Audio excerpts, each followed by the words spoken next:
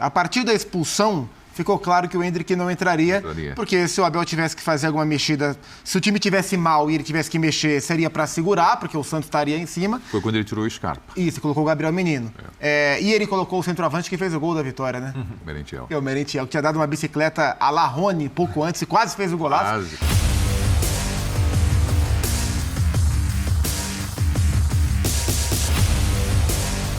Muito bem, rapaziada, bora para mais um corte aqui do canal.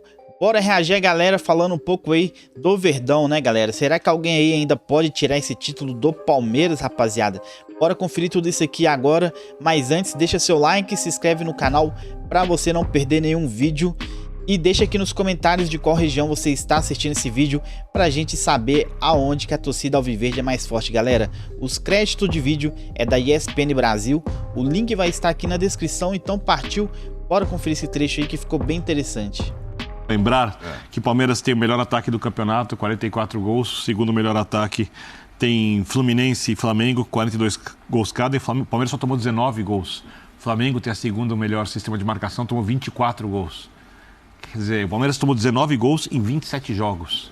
Ou seja, pode não ser o melhor futebol do Brasil, pode não ser o melhor time ou o melhor elenco do Brasil, mas é de longe o melhor time do campeonato. A gente está falando do campeonato brasileiro. Dentro do campeonato brasileiro, esse Flamengo maravilhoso, cheio de encantos mil, era também o Flamengo do Paulo Souza. Esse Fluminense do Diniz tem altos e baixos. O Corinthians teve todos os problemas que a gente sabe. O Atlético Paranaense, até porque dividido, e também quantos técnicos não passaram pelo Atlético Paranaense até acertar a vida com o Filipão, né? Tudo isso tem um preço. O Palmeiras é o melhor time do campeonato. A gente está falando do campeonato. Você não precisa ser o melhor time do país, nem o melhor elenco do país. Está aí o Atlético, que está entre os melhores elencos, melhor time, melhor tudo, e a grande decepção do ano. Né? Eu só acho que é uma via de duas mãos, viu, Brelha? O Palmeiras muito competente, mas na via dos concorrentes, esse ano nós temos a mais acirrada disputa pelo vice-campeonato. Sim. Pelo título nós não temos, não. Deixa eu fazer uma colocação aqui, outra para vocês. Em algum momento, assistindo o jogo, vocês pararam para refletir e falaram, pô, agora não seria a hora para colocar o Endrick na partida? Teve esse momento que passou pela cabeça de vocês, assistindo o Clássico, ou ainda não? Talvez esse momento tenha existido no 0-0, enquanto estava 11 contra 11. A partir da expulsão, ficou claro que o Endrick não entraria, porque se o Abel tivesse que fazer alguma mexida, se o time tivesse mal e ele tivesse que mexer, seria para segurar, porque o Santos estaria em cima. Foi quando ele tirou o Scarpa. Isso, colocou o Gabriel Menino. E ele colocou o centroavante que fez o gol da vitória, né? Merentiel. O Merentiel, que tinha dado uma bicicleta a la Rony pouco antes e quase fez o golaço. Quase. É que o gol do Merentiel foi um gol muito bonito. Já tá com moral, hein? Já tá marcado. Muito bonito. Então, ali não encaixava o Endrick? Ele Leônidas. Pois é, mas ele colocou o cara que fez o gol, né? Vai falar que ele tá errado? Não tá errado. Mas claro que não. Se a coisa não acontece, imagina a vida do Abel colocando o Merentiel e o Santos vencendo depois da expulsão. Merentiel não marcando gol. Ia escutar bastante. É uma pena, porque a gente está tão escaldado que esse lado moleque do futebol que todo mundo tem, né? Todo mundo gosta de fazer essas suposições. A gente, como analista, já está tão escaldado em saber que a cabeça do técnico não é assim, o técnico não vai fazer isso.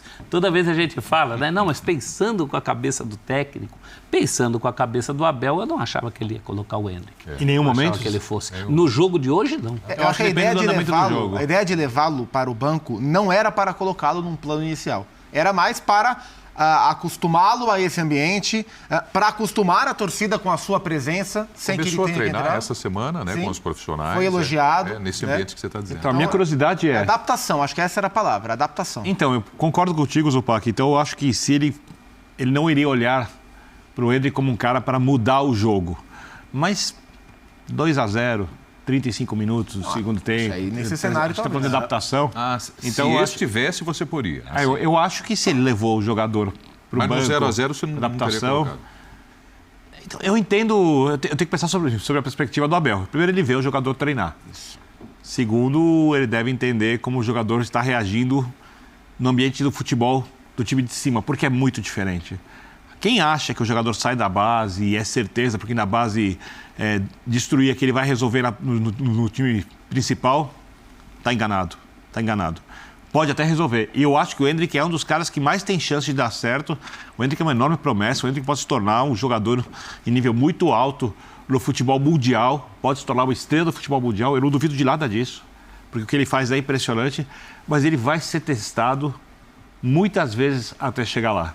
E ele vai ter que desenvolver coisas que ele não precisou desenvolver quando ele jogava, ou quando ele ainda joga, né? Nas categorias de base do clube. Porque... Vai jogar aí a semana da decisão. Porque é muito diferente. Mas é muito diferente mesmo. Você pegar qualquer jogador, eu pego o nível mais alto do futebol, pego o Cristiano Ronaldo, vou dar um exemplo, jogar lá pra cima. O Cristiano Ronaldo chega no United, é um jogador, aí é um cara que marca ali pela direita, que faz os seus gols, vai aprendendo a lidar, e ele deslancha, quando tinha uns 27, 28 anos de idade, quando ele começa a virar a máquina de fazer gols. Messi já começou um pouco melhor, Messi é gênio, né? Você pega o De Bruyne, por exemplo, o De Bruyne no Chelsea, aí vai desenvolver, pega o Neymar no Santos, driblava muito, caía muito fácil, foi melhorando, então o Endrick tem as etapas a serem cumpridas. O treinador tem que colocar esse jogador para mudar partidas do Campeonato Brasileiro quando elas estão difíceis e com o time com o jogador a menos? Eu acho que não. Então eu entendo, Abel. Até pode, mas o papel dele não é esse, né? Não é isso que pede o momento do Endrick. Ele até pode. E aí, se ele entrasse numa situação adversa e mudasse um quadro, seria muito a prova de como ele é diferente e ele aparenta ser. Mas eu acho que o roteiro da evolução do Endrick não é ter esse papel. Né? Seria incoerente da parte do Abel ter segurado até aqui, ter feito de forma gradual e colocar o Endrick para resolver um clássico. E não deixa, por mais que o Santos não esteja nos seus melhores momentos, é um clássico, tem rivalidade. E o Merentiel resolveu o jogo. É isso. Ou seja, o técnico está certo. A escolha dele foi acertada. É isso. E também não precisava, não era um jogo de vida ou morte. E aí, se fosse um jogo de vida ou morte, aí é que eu acho que ele não colocaria mesmo. O Abel tem um plano, mais uma vez, para tudo na vida. Ele tem um plano para o Endrick. O plano dele é o seguinte: primeiro passo, relacionou. Acaba, grita contra relacionar ou não o jogador. Segundo passo, ele entrará numa condição talvez de menos holofote, de menos cobrança. Terceiro passo, entrará mais, ganhará mais tempo.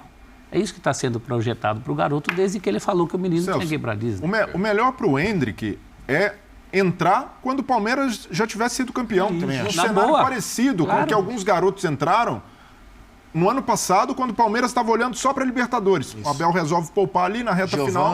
Os meninos começaram a entrar. Sim, e ali, depois até que o Palmeiras tinha sido campeão da Libertadores, o Abel dá férias, já pensando no Mundial, e tem de ser um cenário parecido. Vai jogar leve, sem o peso, e aí com o Palmeiras já campeão também, o ambiente de pressão muda, porque nesse cenário, as pessoas sempre imaginam o Endrick entrando, fazendo gols, um novo super craque do futebol brasileiro, mas a gente precisa trabalhar, e o técnico principalmente, com um cenário diverso, em que as coisas não acontecem como se espera. Imagina um Endrick ficar marcado por perder um gol que pode complicar o Palmeiras na briga pelo título. Então, não precisa ser assim. Por isso citei que o time está ganhando 2-0, faltam 10, 15 minutos, o time que controla bem o jogo, ele entra, time certinho, situação confortável, a bola vai chegar, tá leve, né? Quer fazer o gol, aí de repente faz um gol, acha um passe. Começar a colocar 10 minutos. Adaptando ao futebol, o jogo um pouco mais brusco. Bastante. Né? Era bem mais brusco, que é o jogo do time de cima. E aí ele vai se acertando aos poucos e pode ali colocar o que ele tem de melhor no futebol e crescendo e sendo testado gradativamente, não ele chegar ali para, de repente, sair do banco para resolver um clássico com o estádio lotado, né? Com o time com o jogador a menos, sendo que o time é líder do campeonato e nada faz alguém que racionalmente olha o futebol acreditar que o Palmeiras vai perder esse título. Eu tenho o lance do Danilo para mostrar, da expulsão do Danilo, mas particularmente eu acho que não dá nem para discutir se era ou não para expulsão, né? Pelas imagens que eu vi, eu quero saber evidentemente a opinião de vocês, mas eu iria além dessa discussão se era ou não para expulsão. A questão é a seguinte: o Palmeiras não está tendo muitos jogadores expulsos? No caso, hoje não foi nem só os jogadores, né? O técnico também, né? Mas sim, a resposta é sim. E por mais que a gente tenha visto o Palmeiras sair bem dessas situações, né, não tão bem contra o Atlético Paranaense, mas o Palmeiras tem se virado bem com um homem a menos, isso não pode acontecer toda hora, né? Porque chegarão outros momentos em que o Palmeiras não conseguirá sair bem, né? Então, assim, o Danilo ainda é reincidente, né? Porque o Danilo foi expulso contra o Atlético Mineiro, né? E o Palmeiras correu um seríssimo risco ali. E as 3 expulsões dentro de casa. As 3? Allianz, né? As 4, na verdade, né? 2 contra o Atlético Mineiro, 1 contra o Atlético Paranaense e a de hoje. Então, são 4 expulsões, 2 do Danilo, 1 do Scarpa, 1 do Murilo, todas dentro de casa. Então, isso é um ponto a ser visto, assim. Acho que o lance de hoje, a imagem em slow, ela é mais forte do que a imagem na velocidade normal.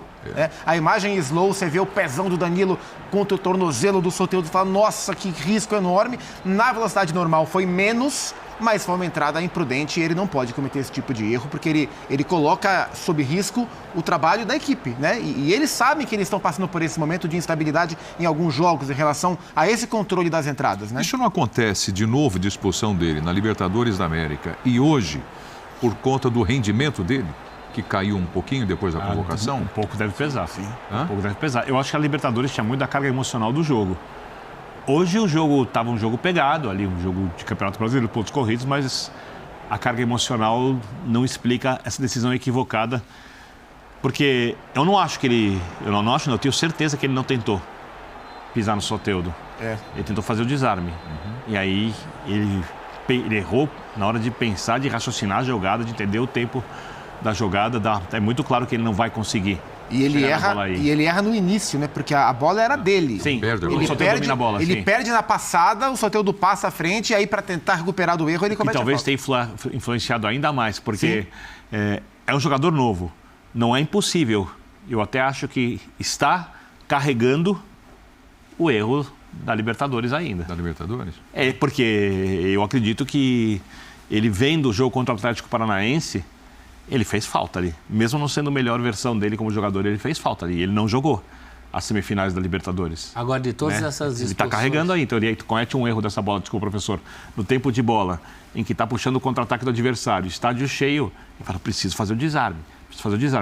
E aí toma uma decisão equivocada. Então, e era o Soteldo, né? Muito veloz. A gente falava do Endrick. Em direção ao gol. É o processo de amadurecimento de outro jogador muito promissor na posição, que vai ter altos e baixos, e aí está aprendendo com os erros. Ainda bem para ele que o time consegue ganhar jogos, porque se perde jogos e perde o título, fica marcado. Sim. Entra naquela discussão, professor. Era o Andreas Pereira, né? No Flamengo, né? Do Flamengo. Esse é o único lance das expulsões recentes do Palmeiras que envolve a dinâmica do jogo. O resto foi falta besta na lateral, que podia ter sido evitada. Aqui não. Aqui, as outras expulsões? As outras expulsões. Todas as outras. Essa é a única que envolve um lance.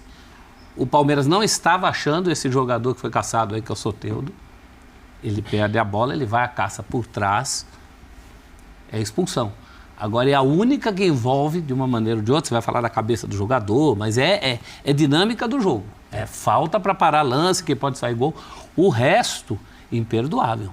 Inclusive, é do Scarpa, que muita gente passou pano. No mesmo jogo. Não, mas ficou nervoso porque não deu uma falta nele. Um profissional não pode fazer aquilo. Então, eu separo esse joio desse trigo. Eu acho que essa expulsão de hoje é a única que envolve dinâmica da partida. Nas demais, eu acho todas elas mais imperdoáveis do que essa. Essa ainda tem essa questão do jogador, que realmente ele erra o lance. Era o jogador do Santos que ameaçava o resultado do Palmeiras durante toda a partida. É o Soteldo. O Soteldo ia na direção do gol. Do ponto de vista da expulsão, nada a contestar justamente por causa disso. É uma falta por trás. Mas eu faço essa distinção. Eu acho que mais condenáveis são todas as outras expulsões. Aí onde ele foi expulso, muita gente na dinâmica de um jogo de futebol Celso, eu até concordo que ele deveria fazer a falta. Aí é uma falta para parar a jogada e tomar o cartão amarelo. Só que ele erra na proporção, ele erra na forma como faz a falta. E vejo que a queda de rendimento do Danilo tem muito a ver com fases que alguns jovens do Palmeiras têm vivido. Ele não é o primeiro a passar por essa oscilação, a passar por um período de questionamento. Alguns nem ficaram. Pois é. Então, Patrick de Paula. E alguns estão em fase de recuperação, como o Gabriel Menino. Desculpa te interromper, mas é que eu vou jogar exatamente para você, né? O Abel vai falar já aqui no Linha de Passe, o Abel Ferreira. Mas eu já quero antecipar o que ele disse. Aspas, então, do Abel Ferreira. Sobre o Danilo, já que é essa discussão, eu te interrompi e vai para você. Diz o Abel: acho que o Danilo fez muito mal em ir para a seleção. Na ocasião, conversei com o clube e expressei minha opinião sobre ele ir, mas não sou eu quem mando. Agora está numa fase menos boa, mas já viveu grande fase e isso faz parte. É algo que não dá para controlar, porque ao contrário do Pedro, por exemplo, o Danilo não foi chamado para sub-20, sub-23, para a seleção olímpica. Ele foi chamado para a seleção principal. No ciclo de Copa do Mundo, às vésperas do torneio. Pois é. Nenhum jogador recusaria, muito menos o clube teria poder para não liberar o Danilo. Então, nesse aspecto, não foge a alçada do clube, também do atleta. Qual jogador vai recusar uma convocação para a seleção principal? Ano de Copa. E aí a gente vai repetir o raciocínio do que aconteceu com o Gabriel Menino. Ele se deslumbrou porque foi para a seleção. Isso acontece com qualquer atleta, com qualquer um. Você é jovem, de repente você está na seleção brasileira, no time principal. Você vai sair um pouco da casinha. Do lado de estrelas do futebol mundial. Sim. Ele é fã desses caras. Pois é. Ele quer jogar do lado desses caras. Não existe nada mais humano e natural que o jogador se deslumbrar num cenário desses. O clube precisa, de alguma maneira, se blindar e blindar os seus atletas disso. Tentar oferecer mecanismos para que eles possam continuar focados, concentrados. No caso do Danilo, por exemplo, eu nem condiciono tanto a seleção. A presidente do Palmeiras, a Leila Pereira, antes do meio do ano, já se antecipou. Não, o Danilo não sai na metade da temporada. O Danilo nós vamos segurar. Foi antes de um jogo da Libertadores da América que ela falou. Sim, eu também não me recordo. Vivo. Pois é, foi e deu uma declaração. Jogo do Palmeiras. Então é isso aí, né, rapaziada? Então o Palmeiras aí segue aí para conquistar esse título do Campeonato Brasileiro. Não vejo nenhum outro time aí que possa tirar esse título aí do Verdão, né, galera? E o próximo jogo do Palmeiras aí é um jogo difícil, contra o Atlético Mineiro no dia 28. Vai ser um jogo bem difícil pro Verdão, mas acredito que o Palmeiras também não vai ser esse jogo aí que vai atrapalhar ele a conquistar esse título. Galera, deixa a opinião de vocês aí nos comentários. Quanto que vocês acham que vai ficar esse placar aí entre Palmeiras e Atlético Mineiro? Tamo junto, até o próximo vídeo, é nóis, valeu, fui!